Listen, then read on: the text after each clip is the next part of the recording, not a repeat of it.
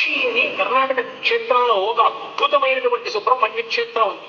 అది పరమశివానుగ్రహంలో వచ్చింది ఆ క్షేత్రం. గరుత్మంతుడు ఒక రోజు మంచి ఆకలి మీద ఉన్నాడు. వాసుకి వెళ్ళిపోతున్నప్పుడు ఈ వాసుకిని చంపుతున్నామని గరుత్మంతుడు వచ్చి తన రెక్కలతో కొట్టి మాడి ముక్కుతో గార వేశాడు.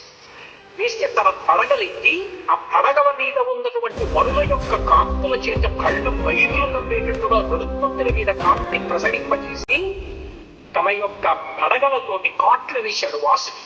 కానీ సహజబలవంతుడైనటువంటి గరుత్మంతుడు ఆక్రమించబోయాడు.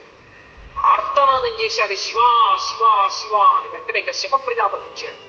వచ్చి గరుత్మంతుడి యొక్క తండ్రి వచ్చి కశ్యప ప్రజాపతి మహాశివ భక్తుడు వాసుకి.